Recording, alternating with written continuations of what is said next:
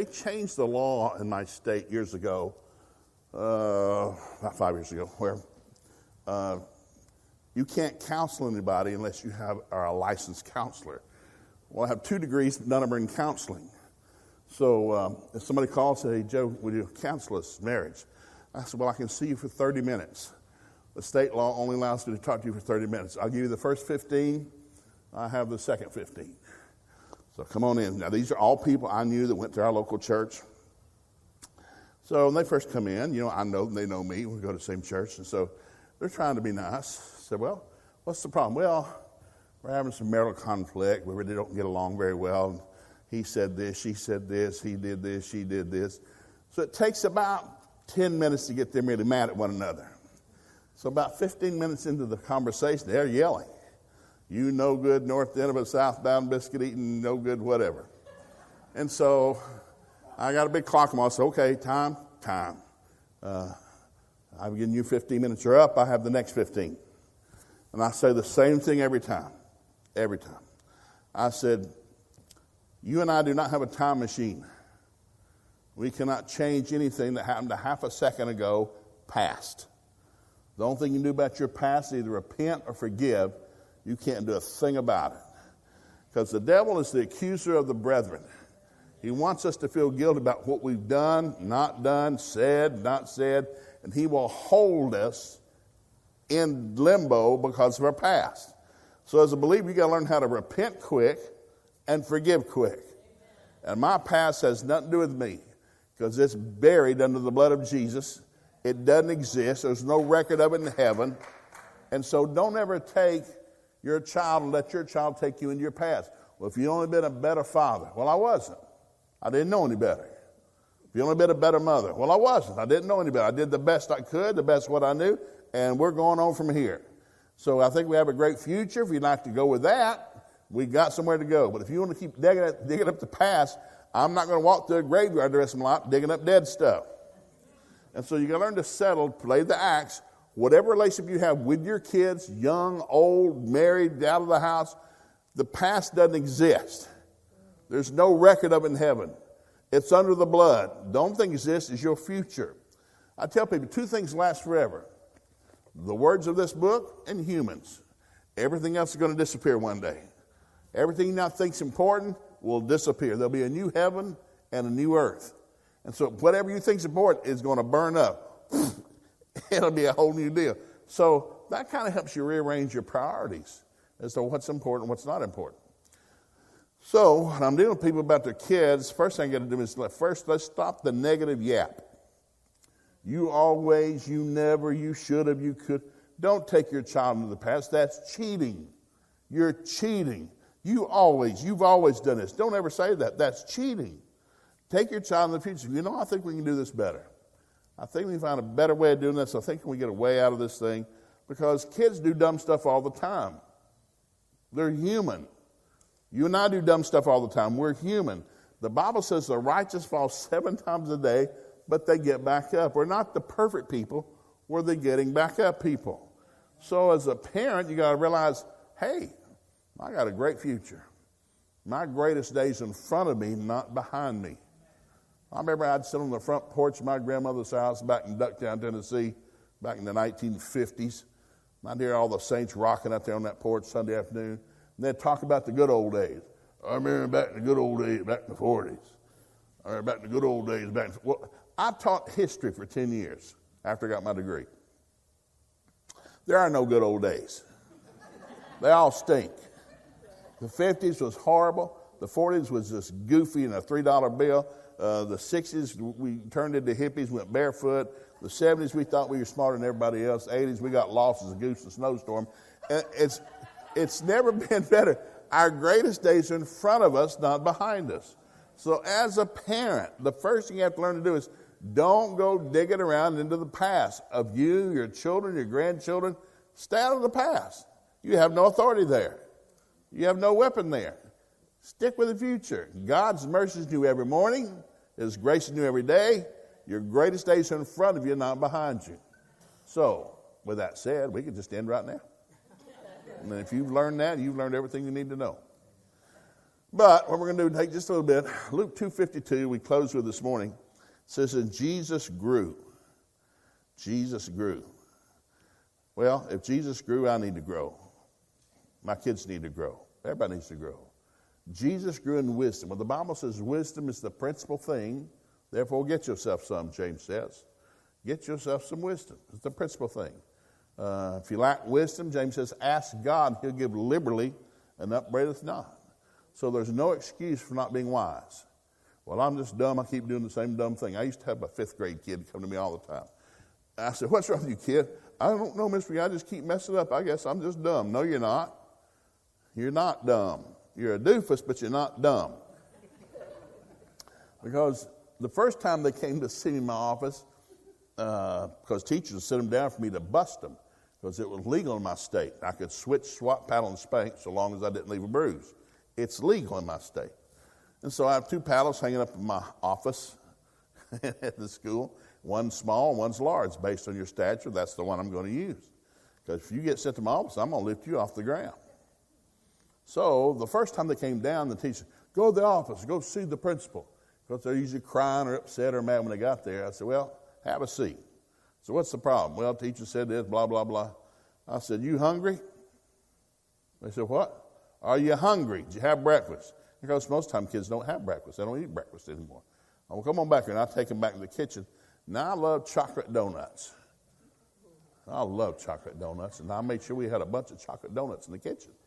And so I tell them, get you 2 chocolate donuts and get you a Pepsi out of the refrigerator and come back in my office. So I come back, and they'd sit down and said, eat your donuts, drink your Pepsi. And so they're just chewing away and kind of half crying, looking at me. I said, you see that picture on the wall up there? Well, it was me when I was in the 1st grade, Miss Morgan, my 1st grade teacher. We hadn't invented kindergarten yet. It didn't exist. So I'm in the 1st grade, Miss Morgan, and I think there was 31 or 32 of us. All the girls wore dresses. All the boys had bird haircuts. We had no home hair to comb. We got bird all the time. And so this is our school picture. Mr. Stevens, the school principal on one side, Miss Morgan, our teacher on the other. We're all in the middle. I kept a $5 bill taped to that picture. I said, if you can pick me out of that picture, I'll give you that $5 bill. So the first time kids came to my office, you get 2 chocolate donuts, you get an ice cold Pepsi, and get the guess for the $5 bill. And we were in a Christian school, and teacher, well, you're gambling. No, nobody's ever going to win that $5 bill. They're not going to be able to pick me out. I couldn't even hardly pick me out. And so they'd eat their donuts. I said, well, calm down, and said, listen, I'm going to assume you just didn't hear your teacher correctly. I'm going to assume you just didn't hear it correctly. So I'm going to restate what your teacher told you in class. You can't do this in class. So now in the mouth of 2 or 3 witnesses, things established. I've now made it clear what you can and cannot do in class. Because the second time you come to my office, there'll be no chocolate donuts. There'll be no Pepsi. There'll be no guessing the $5 bill. The second time you come to my office, I'm going to lift you off the ground. Boom. And I did that. And so I had one kid who came 5 times in a year. 5 times in 1 year. He's crying again. So somewhat part of this do you not understand. I don't know. I just keep messing up. Well, we're going to help you remember. Since you're not using one end of your body, I'm going to work on the other end. And we're going to help you remember. And eventually he got it. He graduated from high school, and he's doing great. He's doing great today. And so when you're a parent, you have to focus on the future, not the past. And you got to control your mouth. You got to control your mouth. Because I've had parents, spirit-filled parents, go to our church. I'm dealing with a mom right now, just educated, great, very, her and her husband very successful. Got one kid, they sent him to college, and got on a scholarship. He stayed there 2 days. He got mad. I'm coming home. I don't like school. So he's living in his bedroom at home.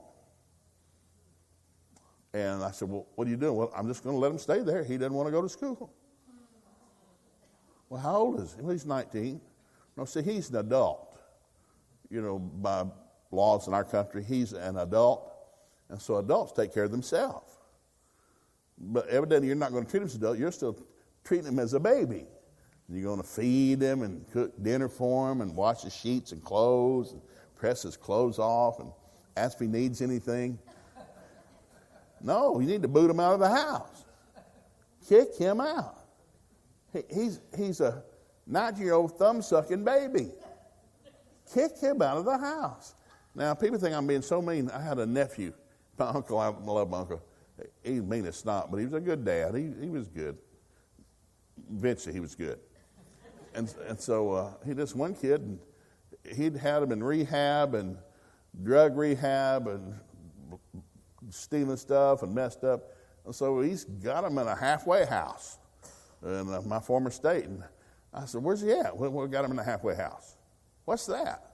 Well, when you can't work and you don't have anything, they got places you can stay, and he sleeps on a cot with a room with a lot of other men that sleep on cots. You got to be kidding. He said, no.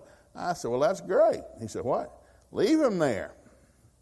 Leave him in that place where you got, 50 old codgers that smelly and don't bathe, don't brush their teeth, sleeping on a cot. And they can smell all the breath that he can smell that night and all the body gas that's coming out. And he'll get a thought one night. He'll think, I think I can do better than this. Yes, you can. But that's up to you. That's going to be up to you. And so sometimes people thought I was so mean as a father. I was a great father. I was a great father. I was. I taught on it. People said, did you give swats? I said, yes, I did. In 80 years of parenting, I gave 5 spankings in 80 years of parenting. Now, when I gave swats, it was legal in my state. Again, I can switch, swat, paddle, and spank. I never counted to 10. I never counted to 3. I told my kids from the day they came out of their mother's room, I don't count. I'll be like a stealth bomber coming down the hallway. You won't know I'm there until you come off the ground. Boom, I'm here. And I did that. And I've had kids throw a fit. I remember we were at the grocery shop one time, and one kid threw a fit. He didn't get the ice cream he wanted, and we're a 2-cart shopper because there's 8 of us. And so kid throws a fit, and I told my wife, I'm going to the house. I'll be back. And I grabbed my kid up, kicking and screaming. I walked out the door, left ice cream melting in my cart, and I drove home. And the kid knew we're going to the house. Oh, Dad, I'm better. No, not yet, no.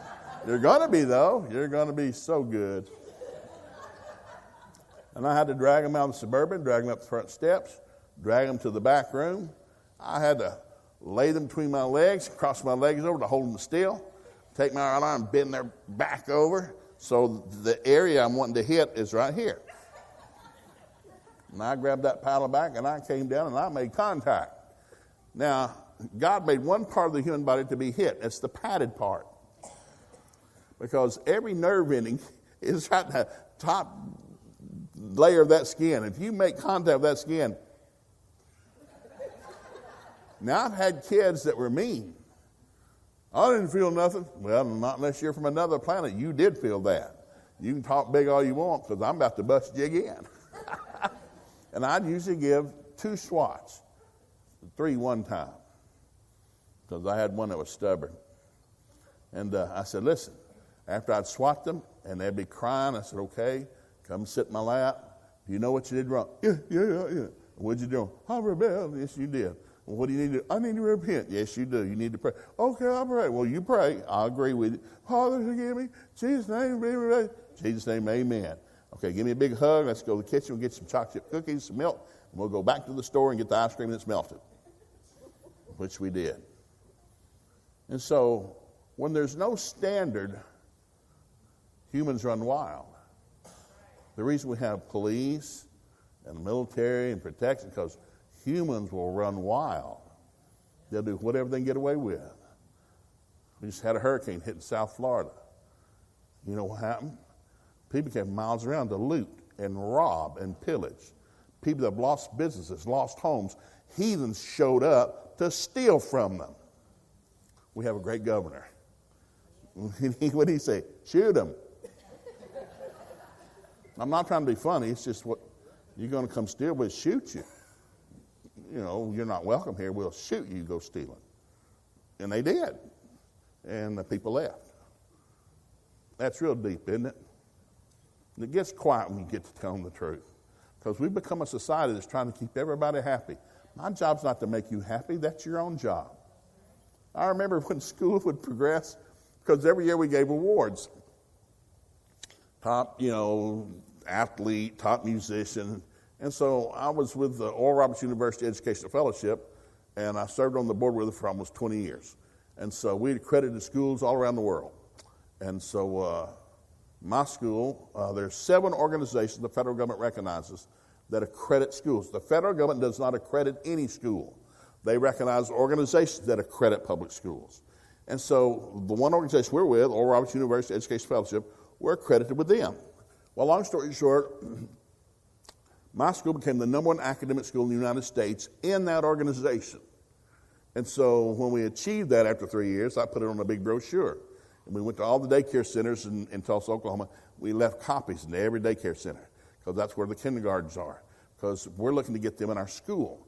So nice, big, beautiful, professional brochure. There's no dove. There's no Holy Ghost. It's an educational brochure. And so we had on Grace Fellowship Christian School, the #1 academic school in the United States. Well, I had a competitive school, great guy, wonderful man, call me up because the brochures have hit. And they've got parents that have kids in these daycares. Hey, Joe, a parent just brought in one of your brochures for your Christian school. Yes. Well, it says you're the #1 academic school in the United States. Yes, we are.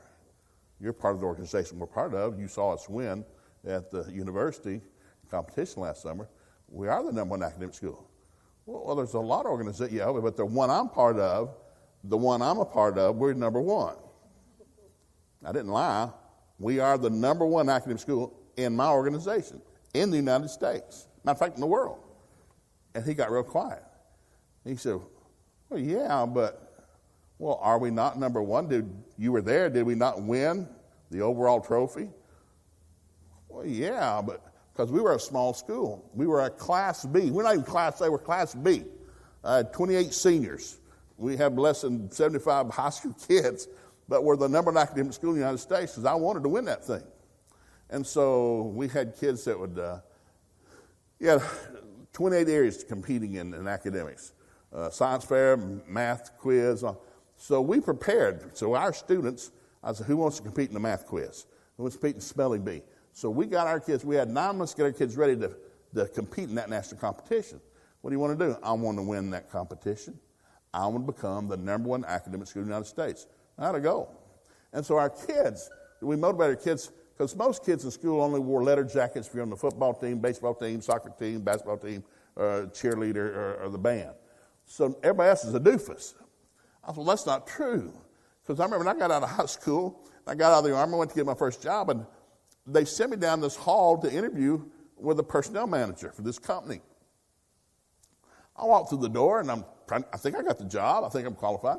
So I walk, and there's this man sitting behind the desk is one of the students from my former Christian school, my Christian school, public school. But he was a thick glasses, I mean like Coke bottle bottoms. Had pencil holders in his pockets, real geek of a student. I remember we made fun of him. Well, now he's the personnel director of this company I'm trying to get a job at. I walked in, I thought, oh, this is not good. I said, please, God, please don't let him remember me. Please don't let him remember me. So we shook hands. He said, I'm Joe McGee, nice to meet you. Oh, yes, Joe, I remember you. I thought, help me, Jesus.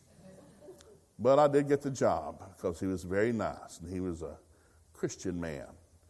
And I realized something. When I became a school administrator, I said, we're going to change all this. We're going to make it so you can letter. If we teach it, you can letter in it. So every kid in my high school wore a letter jacket. Every kid. You in the band, you get a letter jacket. You play basketball, you get a letter jacket. Cross country, get a letter jacket. You get a letter jacket in algebra, a letter jacket in chemistry, a letter jacket in trigonometry. Then we had to create little things for them because they don't make emblems for trigonometry. So I had to get a little brain thing on your letter. And so people said, man, how many athletes do you have over there? I said, well, not very many. Not very many, but we have a lot of students. And they all wear a letter jacket because they're all important.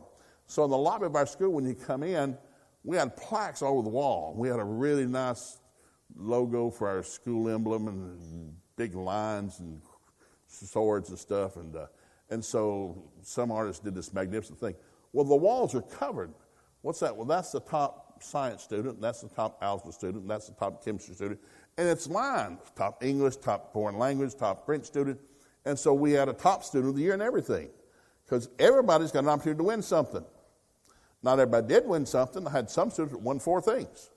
What's that student doing? Well, he's, as we say, kicking tail and taking names. Well, the rest students, well, evidently they're not doing nothing. They don't want to go anywhere. I know I've told this story so many times. My seniors one year, my seniors, it's a class on money. Now, these are all strong, spirit-filled Christian kids. I said, I'm going to give all of you $1 on Monday. I'll get $1. You have until Friday to do something with this $1.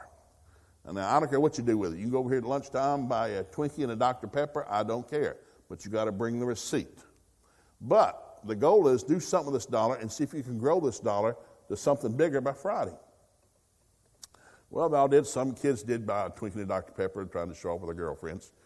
So this one kid came back on Friday, and I said, okay, you ever come up one at a time? Tell me what you did, bring your money. So this one kid came up with 117 $1 bills. He lays them down. Chum, chum, chum, chum. Of course, oh, he's lying. Shut up. This is his turn. He'll tell the story. He just lays them one at a time. Well, turn around and tell us how you got that. So, well, on Monday I took the $1 he gave us, and I went to the store and bought some nickel candy. I came back to school on Tuesday, sold it for $0.25.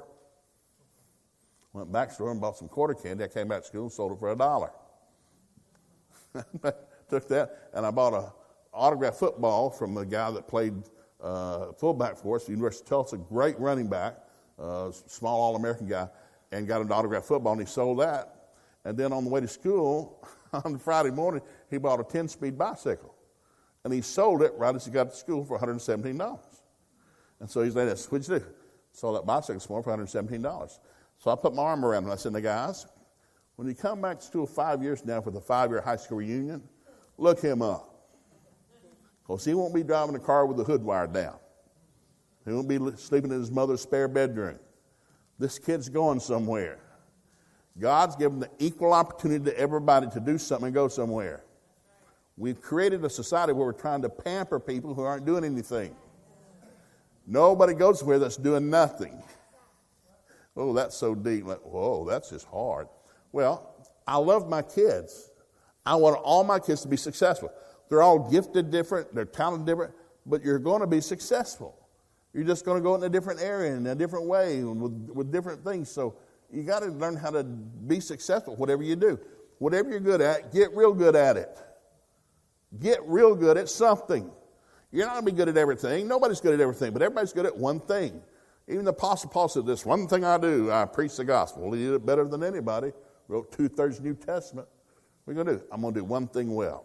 So I had my kids every year. I'd give them a test. We did family Christmas together, and even when they became adults, I would give my kids, I had them for 4 hours. We had a Christmas vacation every year for 8 to 10 days. I paid for everything. So the one thing I paid for every year. Going to all come together for Christmas. Going to rent a cabin in Gatlinburg or down in South Texas. And we're all going to come together and hang out as a family. I get you for 4 hours one day. I get you for 4 hours. And so I'm going to give you 3 written tests. And I'm going to get the results of the test. And then one of the tests, at the end of the book, you write down your top 12 vocations. Somebody with your gifts, likes and dislikes, will probably do well in one of these 12 vocations. Now, the book has hundreds of vocations. Called Discover Your God-Given Gifts by Donnie Katie Fortune, Chosen Books, the publisher. Great book, still in print. So we're going to narrow it down to 12. So every year we're going to narrow it down to 12. And I realized they almost always stayed the same. Because whatever your child likes to do, they're always going to like to do. Whatever your kid's good at, they're probably always going to be good at. We're trying to narrow it down. What are you going to be good at? Get real good at it, and somebody will write you a check for it. Quit trying to be mediocre at everything. People won't pay for mediocrity, but they pay for excellence. So what is it you want to do? So probably for years, I give the test and come back, and I say, okay, so this is what you're good at. So what are you going to do this next year? Well, I'm going to get real good at it. Well, good. So next year, we're going to come back Christmas time, going to give the same test again, and then we're going to find out what you did. Well, some of my own kids. Oh, what'd you do the last year? Well, I forgot about it. What?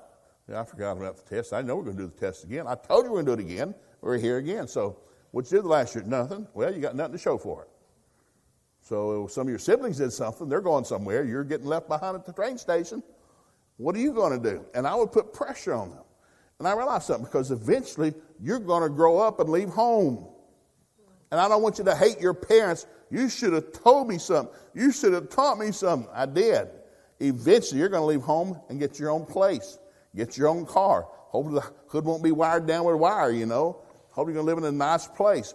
But it takes money to do that. Well, that was a heathen statement. Money? Yeah, money. You got to learn how to handle money. Money. So I had all my kids tithe. I gave all my kids, some of the kids I gave 50 cents a week. Some I gave $5 a week. And I say, you pay your tithe on Sunday. So what's that? Well, it's 10%. 10% of what? Well, whatever I gave you. If I gave you $1, you owe the church a dime. So I taught them from childhood. Did you put your tithe in? I forgot it. Well, I guess you're on your own for the next week. I remember going to the grocery store. My grocery store in Oklahoma, it's a country grocery store. First place you pass when you go in is the bakery. They set you up. Man, those fresh donuts in that thing. You come right in. We get here to buy groceries for 2 weeks, but you come out of the donut section. I remember one of my girls said, "Hey, Dad, can I have a donut?" I said, "You got any money?" No donut. So came in 2 weeks later. "Hey, Dad, can I have a donut?" "You got your money?" No donut. And so I said, "You better remember to bring your money." So we came in the third 2 weeks. "Dad, can I have a donut?" "You got your money?" "Go ahead and get one." So I left her at the donut section. I'm about 2 or 3 aisles down. We're a two-cart shopper talking. And all of a sudden she showed up. I said, "Where's your donut?" "They're too expensive." And she didn't buy one. I said, "I'm producing an adult. Because until you become an adult, money won't mean anything to you. It means nothing to you because you're not responsible." We're trying to produce responsible children. It's not a mean thing. It's not a bad thing. It's a God thing. I'm trying to produce an adult. God gave you to me. You left the womb, and I'm going to train you up and give you back to God. I'm trying to give God back an adult, not some thumbsucker whining, "Well, it's not right. Coach wouldn't pay me. Teacher wouldn't pass me.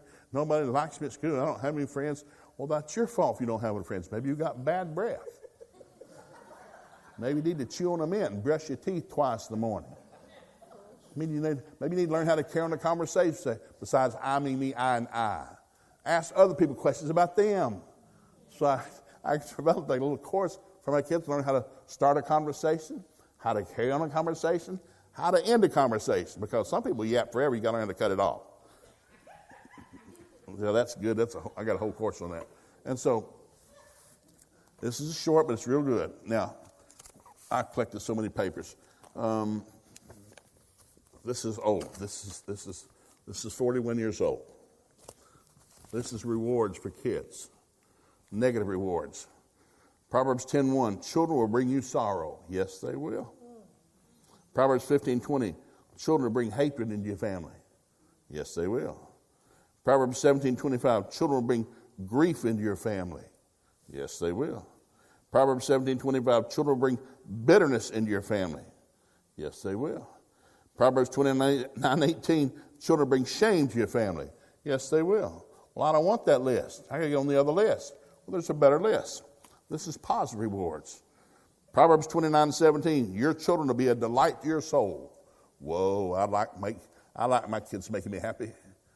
I want you to make me happy. I want to be a happy daddy. Whoa. Proverbs 29:17, children bring you happiness and they'll bring you peace of mind.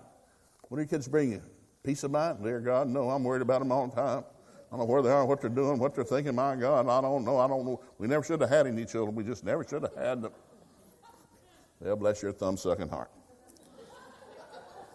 Proverbs 23:24, children will bring rejoicing, joy, and gladness. Whoa. Then Proverbs 31:28, children will bring grateful. You'll have grateful, affectionate, thankful children. Well, I want that. I want grateful, thankful, happy kids. Well, they have to learn that they're not perfect. You're going to make mistakes. The righteous are going to fall 7 times a day, scoop dirt in their lower lip, but you're going to get back up. I need to learn how to get back up when you fall down. You might not have made first chair flute. You might not have made the ball team. You might not have made A's, straight A's. But you know how to get back up. Now, I collected biographies when I was a school administrator, 1,206 biographies of 1,206 Americans who were either millionaires or billionaires. None had ever finished school. Most had never finished elementary school. Thomas Edison was kicked out of school in the 4th grade. His teacher told him he was too stupid to learn anything and kicked him out of school in the 4th grade. He got a job as an errand boy running messages from the guy in the caboose to the engineer back and forth at night on the train, an all-night run. Well, one night the guy in the caboose got mad at him, hit him up the side of the head with a 2x4. As a 12-year-old boy, Edison went pretty much stone deaf. So a deaf 4th grade dropout has over 1,000 patents to his name, one of which are sitting under here tonight. What did he do? He got real busy. They came to one time, he was trying to fit the light bulb, and they interviewed him and said, how long have you been working that light bulb? A long time. Well, how many times you tried to make it work? He said, well, I'm just over 1,000. Well, don't you feel bad taking all that money from all those investors, not being successful? Oh, no, I'm making great progress. I found 1,000 ways a light bulb will not work. I'm telling the truth. It's not a funny story. It's a true story. He said, I have found 1,000 ways a light bulb will not work. Well, he finally made it. We've got to train up kids who will fall down but get back up and hit it again. Charismatic kids are the world's worst. Well, I tried it one time and it wasn't God because it didn't work. Well, how about trying it again? How about it hitting it a 3rd time and a 4th time and a 5th time? But charismatic, we don't think, well, if it was God, it would have worked. No, sometimes it didn't work the first time. You got to go around the wall again, shout again, do it again, get back up and hit it again. If it's not God, he'll tell you. Did God tell you to stop? No, but it's not working. Well, it'll work eventually. Hit it again. And so all my kids, Angel, listen, Angel, we got the same story with our kids. Our parents didn't go to college. My family is ignorant as dirt. My dad went to the 12th grade twice, still didn't graduate. My father-in-law went to the 8th grade, and they kicked him out. But I thought, well, we're going to change that. So I made all my kids go to college. I said, everyone, you're going to go to college and get a degree. What in? I don't care. I don't care if you major in water, bowling, and basketball. I really don't care. But you're going to get a degree because most degrees are worthless. That's a fact. Now, the tech degrees are critical. Your doctor, your surgeon needs to have a degree. It'd be good if your accountant has a degree too, And so there's certain things that are really important. But most things, they just want to know if you went to school or not. Because I've done so many job interviews. Did you go to school? Yeah, did you get a degree? Mm-hmm. They don't even ask you what it's in. They don't even care what it's in. They want to know, did you go to college for 4 years, spend a lot of money to learn something that's worthless? Yes, I did. We can hire you. Because you're evidently willing to do something until you get it done. Oh, that was so deep. Now, I'm going to read this. I'm stretching on this one. Numbers chapter 6, verse 22. Numbers 6:22. The Lord said to Moses, tell Aaron and his sons to bless the people with this special blessing.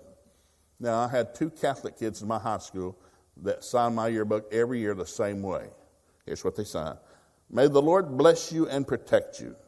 May the Lord smile on you and be gracious to you. May the Lord show you his favor and give you peace. I thought it must be a Catholic thing. Well, I finally got to theology school and I realized it's not a Catholic saying, it's a God saying. It's in Numbers chapter 6, verse 22. And it says, whenever Aaron and his sons bless the people of Israel in my name, I myself will bless them. What? God said, when Aaron and his sons bless the people in my name, I will bless them. When are you going to bless us, God? When somebody says it. When are you going to bless my family, God? When you say it. When are you going to bless my kids? When you say it. When are you going to bless my marriage? Whenever you say it. Let the redeemed of the Lord say so. Let the weak say I'm strong. Let the poor say I'm rich. Call those things to be not as though they are. Somebody's got to start saying what God says, not what they're looking at. Man, you're an idiot. You're dumber than dirt. You're not going to mount a hill of beans. Nah, that won't work good. Your kids need to remember that as a parent, you always spoke positive. I'm not going to lie. I'm going to tell you, that was a dumb thing. How's that working out for you? Not too good? Probably not. That was the dumb thing to do. But I think we can do it better. But if you're always going to the negative, I'm dealing with a parent right now. Their kid's living at home. He should be in college. He's still at why? Because mama has pampered him his whole life. She's educated, Well, he just didn't feel good about himself. He just doesn't like it. Well, who cares how he feels about himself? Tell him to grow up. You think you're going to have there's some organization, the federal government's going to supply. These are positive people that are going to encourage you the rest of your life. And the tax dollars going to pay for them. And this is your personal assignee. He's going to be with you till you die and go to heaven. And he's going to encourage you every day. You're good. You're smart. You got it made. You're going to be the head, not the tail, above, not beneath. No. If that's God saying it, it's not going to work. Oh, that was deep. So here it is, short sermon. Luke 2:52.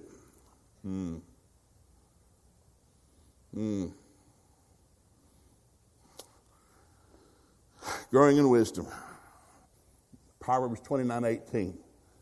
Wisdom is the principal thing. Wisdom is having a vision for your life. Where there's no vision, the people perish. What's somebody with a vision? Somebody that has a plan for their life. I want all my kids to leave home with a plan for their life. So I gave that test every Christmas. What do you plan for your life? Because if you don't have a plan, it's not going to happen. Well, some people get lucky. There's no such thing as luck. There's not good luck. There's not bad luck. There's heaven and hell. You're in between like an Oreo cookie. You got to choose. Got set for you life, death, blessing, cursing. Choose. By the way, God gave you the answer. Choose life. He even told you the answer to the test. Choose life. You'd be like God said, well, life and death, son, you need to choose. Well, God, can you give me a few days to think about that? I don't know. Death and life. Death and life. I'm not sure. Well, son, I'll give you the answer. Choose life. Really?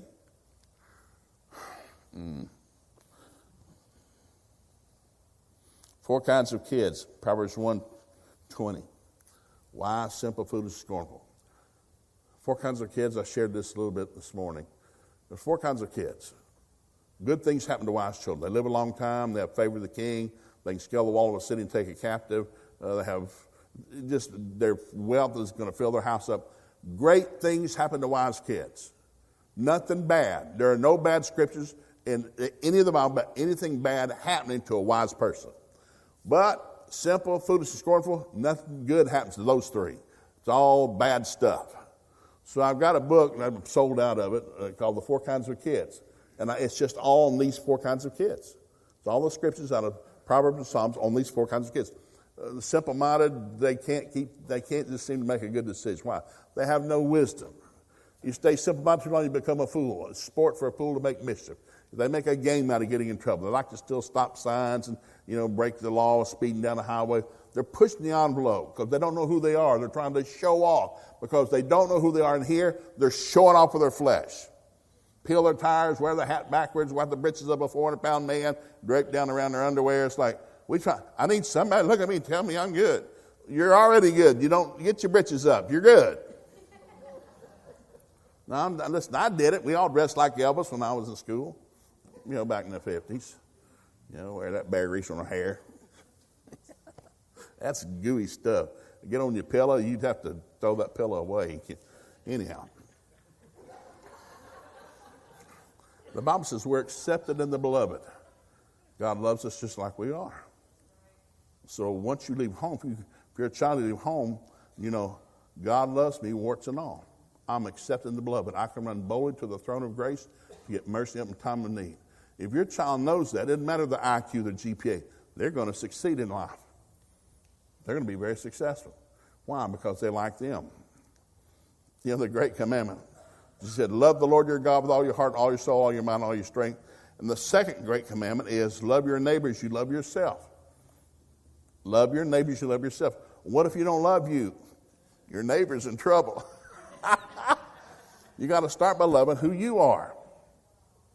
You realize, I'm loved. I can run boldly right up under God's armpit. Because God loves me just like I am, warts and all. And so, if you get that in you, you're going to succeed. I don't care where you go. I don't care how many times they lay you off. I don't care if they shut your plant down. I don't care what they do. You're going to come back to the top. And we're living in an age of history where nothing's stable anymore. It's crumbling and crashing, in the Soviet Union and overseas and on the American. And what's going on? Well, hell's in charge. The devil's in charge of the planet. He got it when Adam and Eve sinned. He steals, kills, and destroys. Nothing good's going on. Hell is everywhere. But we've been born again. We were taken out of the kingdom of darkness, placed in the kingdom of God as their son. We're behind enemy lines. We're special forces. We have the breastplate of righteousness, shield of faith, helmet of salvation, sword of the Spirit. We're on the offensive. We don't play defense. The church never plays defense. God's got our rear guard covered. There are so many angels, you cannot count them. They are our rear guard. We don't play defense. We only play offense. You got to get that in you. I don't play defense. That's not my job. That's some angel's job. My job is to play offense. What are we going to do? Take the kingdom for God. I'm going to witness to people that need Jesus, feed people that are hungry, give water to people that are thirsty, visit people in prison, help orphans, help widows. I am what's happening. And I have a great full-time job, and I'll never be laid off. So, Jesus grew in wisdom. So, first thing is, Father, I give you permission. Teach my people to fear you, for the fear of God is the beginning of wisdom. That's the first one. Number two, Jesus grew in stature.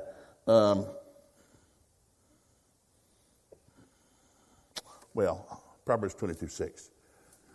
Train up a child in the way he should go. When he's old, he won't depart from him. I need my children to be trained. What does that mean? I need you to learn how to think different. It won't happen in one day. I got to put it in you because your brain's going to leak out on your pillow every night, and I got to shove it back in the next day. As I told my kids, hey, they're going to read our Bible. I've read my Bible. What? I've read my Bible all the way through. Yes, I have. Well, quote Zephaniah chapter 4. I don't remember that one because it doesn't exist. It's not in the Bible, you doofus. Meditate the word day and night. Joshua 1:8. Meditate the word day and night. Then you will prosper and have good success. So when you meditate in the word day and night. Psalm 1:1-3. You got to meditate in the word day and night. Then you'll prosper and have good success. You got to get your face in the book. Who are you? I am what the book says I am. I can do what the book says I can do. I can do all things through Christ who strengthens me. My name's written down in the Lamb's Book of Life. I have so many angels around me, you can't count them. I'm surrounded with the shield of divine favor. People like me, they don't even know why they like me because I'm surrounded with divine favor. God did it for Daniel. God did it for Joseph. He's going to do it for me because there's no respecter of persons. I am blessed and highly favored. You just got to get it. It's just, what are you going to do? Well, I'm not going to fail.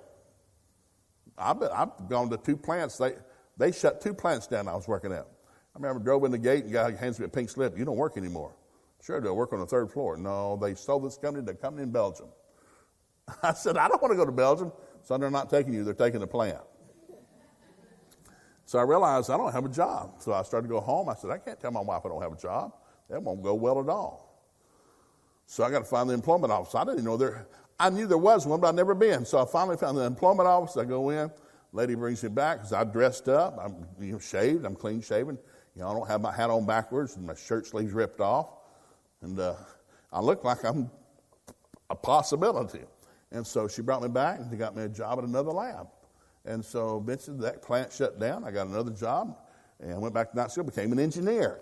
And so now I'm working as an engineer. How'd you do that? I lost 2 jobs. I had to go back to night school for 7 years. I spent 7 years in night school. Doing what? Trying to get a degree my daddy would have paid for, but I got kicked out of school after 1 year. The University of Tennessee wrote me a letter after 1 year at the University of Tennessee, Chattanooga. They wrote me a letter, said, Mr. McGee, you're not allowed to come back here. For legal reasons I don't go into, but it was legal. And I'm never allowed to go back to the University of Tennessee, ever. Now, I pull for volunteers. I just can't go to school there because I was a doofus. But God opened up other doors. I found another school that would take me, and I studied. I was taking Algebra 2 at age 26 in a local high school. Drove that teacher insane. Because not as high school, I don't care about Algebra 2, sine, cosine, tangerine, who cares? Well, eventually they're not going to promote me unless I get Algebra 2. Then I'd take trigonometry. Sine, cosine, and tangerine. I don't even know what it means. I made an A at age 28 in trigonometry. I made an A in Algebra 2. Why? Because I drove the teacher nuts. He wanted to make sure I got an A so I wouldn't come back. You're good, son. Go. Leave. So eventually I became an engineer. And so then I became a school administrator. Then I became national chairman. It's like, what'd you do? I kept moving up the food chain. Why? I don't want to stay here. God told David, sent the prophet to his house, knocked on the door. Hey, I'm here to anoint your son, the next king of Israel. Oh, Jesse, which son? How many you got? I got a house full. Dear Lord, get him out here. So he brings out the oldest to the youngest, 7 boys, lines them up. So the prophet's standing there, he's thinking, well, I got to get this right. If I don't get this right, they get to stone me to death at sundown because they don't have any entertainment. There's no TV. They just get to stone false prophets. So he's looking and said, well, God talked to me. God's not saying a word. So, well, I got to start moving. So he goes to the oldest boy. He's getting ready to pour the oil on his head to anoint him king. Right before he pours the oil, God said, that's not him. That was close, God. That was close. Probably the second-born. They're always more aggressive than the firstborn. Gets ready to pour the oil over his head. God said, that's not him. He gets 7 no's in a row. Sun's starting to go down. Thank God, it's getting tight. So he asked Jeff, hey, you got any more boys? Yeah, we got one more. We don't let him in the house. He smells like sheep. Well, go get him. So the Bible says they go get the ruddy, complected runt of the family named David. And he comes in and God tells the prophet, that's him, soak him. And the prophet says, in New Living Translation, you got to be kidding. No, he's my next one. Pour the oil on his head. Pours the oil on his head and he said, you're our next king. God help us. Well, the brothers get jealous. They're mad at him. Nobody hugged his neck. They didn't bake him a cake. He goes back, got to take care of the sheep. The next week, a lion tries to come attack the sheep and kill his daddy's sheep. So he has to kill the lion. He's thinking, oh, man, I hope I don't do that again. God said, no, that'll be the last lion you have to kill. No more lions. A week later, bears come try to attack the sheep. He has to kill the bear. Man, I hope I don't have to do that again. No, that's the last bear. Then it's a big 10-foot, 2-inch giant, 6 fingers, 6 toes. David takes his head off. They didn't have trophy shops back then. He took the head home and set it on the dresser. You'll get that about midnight. Well, David becomes the head of the army, in charge of praise and worship. King gets mad at him, tries to kill him. He's running for his life out in the desert. He finds 400 misfit, unemployed men in this hole in the ground. But 7 years later, David rode out of those caves without army, and he never lost a battle. How do you learn something? By learning what not to do. There are no perfect parents. They do not exist. But there's a lot of getting back up parents. So now I have 3 minutes to finish everything. Number 3, she's good in favor with God. 1 Peter chapter 4, verse 10 and 11. As everyone has received a gift, use that gift in serving one another as the good stewards of the manifold grace of God. Every child's gifted. I don't care what they tell you at school. Every child is gifted. Every child has a gift. You just don't know what it is yet, but every child has a gift. So school, we sort of mess things up. Well, you're not a straight-A student. Well, I know a lot of straight-A students still aren't employed today. I know a lot of kids that were C students at best that are multi-millionaires. It's what you do with the gift, not what the gift is. It's what you choose to do with it. Oh, that was deep. Then I'll give the last one. Jesus grew in favor with man. This is a real good one. Proverbs 13:20. Walk with the wise, and you'll become wise. Ooh. Proverbs 27:17. As iron strikes iron, so the countenance of a friend. If you have somebody that's your best friend, sparks are going to fly. Because the best friend is somebody who can tell you the truth and not worry about what you think about it. See, most people are guarded. Well, I can't tell them that. They'll get mad. Well, then they're not your friend. A friend is somebody who will tolerate you in your good days and bad. And especially when you go stupid, they're still there next to you. Why? You're my friend. I got lots of stupid friends. They're real good. Because there are no perfect people. And so when you're a parent, you realize something. Go show yourself friendly. Why? Because you're supposed to. We're the salt and light of the planet. Everybody you're friendly to is not going to be friendly back to you. Don't let it bother you. Everybody's not going to hug your neck, shake your hand, take you to dinner. Some people aren't going to care who you are. Go with God. God bless you. Go with the ones that will listen to you. The ones you can hang out with. God will set you up, and your greatest friendships are in your future. You've not even met them yet. There are people who would change your life, change your child's life. But if you're not aggressive, you start pulling back. And I saw kids in high school. First day of school, we dismissed them for breakfast. And, okay, you dismiss, you're going to give an hour to eat breakfast. Most of them don't eat breakfast, which means you've had a Twinkie and a Dr. Pepper, which means around 11 o'clock, I'll have to peel you off the ceiling or peel you off the floor. And so we had ladies that cooked a big breakfast. They'd come back, so I'd spend half a day with them, just telling stories. Science stories, history stories, Bible stories. I'd eat lunch with them. I come back, and we do more stories. And then I'd give them a test. We're taking a test. We can't take a test. We don't have any books. You don't need a book for this test. I've got copies of the unemployment test for everybody. What? Yeah, I got a copy of the unemployment, 9th through 12th grade. You're going to take the unemployment test. Why? Because if you don't do well in school, you'll eventually have to take this test. I've taken this test 3 times in my life. It's a great test. Come back the second day, more stories, more tests. Academic skills test out of Fort Worth. Third day, discover your God-given gifts test. And then that's the one that had all the 12 vocations. And so in 3 days of 3 tests, those kids had one piece of paper that says, according to these 3 tests, you're eventually going to be good in one of these 12 jobs. I've narrowed it down. There's not 1,000 jobs. I've narrowed it down to 12. Some I've narrowed it down to 3. You're probably going to get a job in one of these 3 areas. So focus on this. Quit trying to be good at everything. You're not good at everything. You're going to be good at one thing. Find that one thing. Paul said, there's one thing I do. I'm preaching the gospel. Even when he was making tents, it was to finance him to do the one thing he did, which is write 2/3 of the New Testament. So I tell every kid, all my kids are gifted.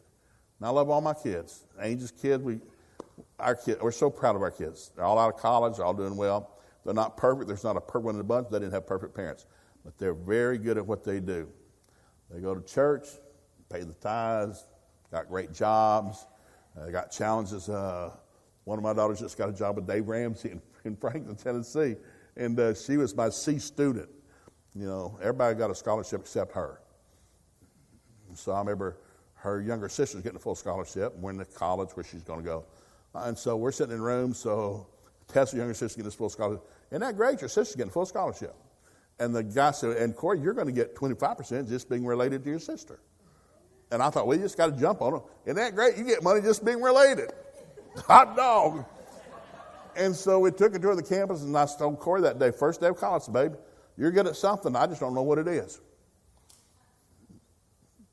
I found out the other 5, but I don't have a clue what you're good at. I've exhausted myself, but you're good at something, or God lied, and God can't lie because we're still here. So you like taking pictures? Go volunteer for the yearbook staff and take pictures. They need somebody to take pictures. Buy your own film. Here, I'll give you some money. So for 2 years, Corey took pictures for the yearbook staff and the college paper. Didn't get a dime for it. Bought her own film. Took photographs. It's in the yearbook and the annual. And so 2 years into college, the president of the university came down and said, hey, Corey, my son's been the head of this, but he's graduating. Would you like to take over the yearbook and the college paper? Because you seem to be real good at this.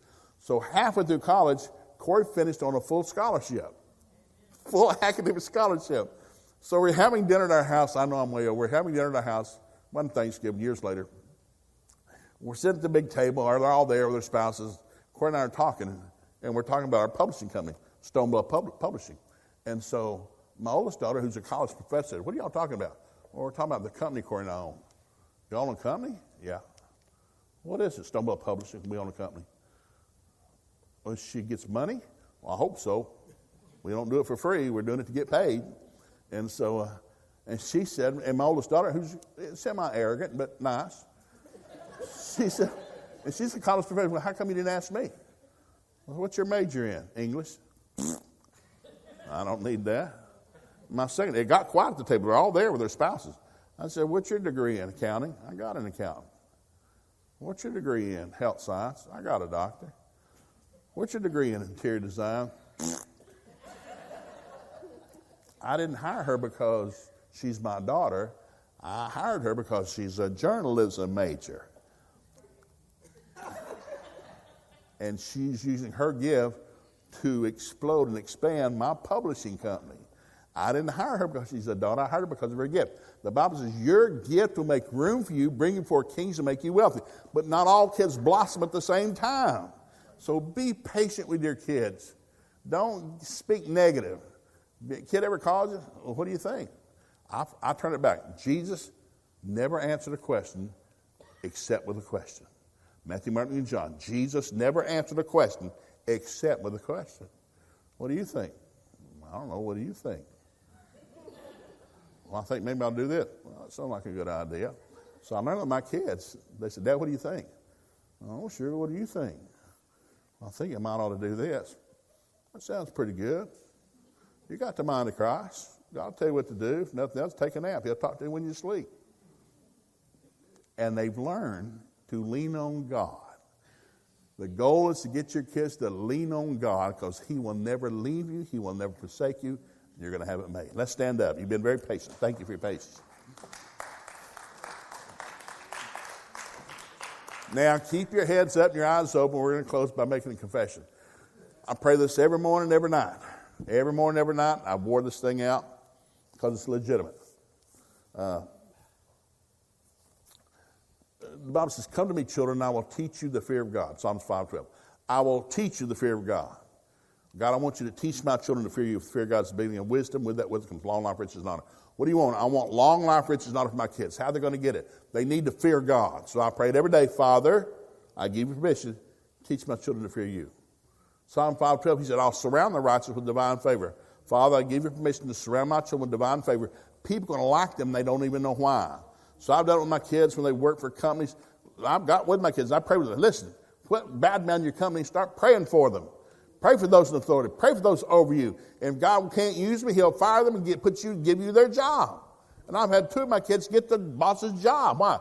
You just serve. Your job is to serve, not run your mouth. And then the last one is,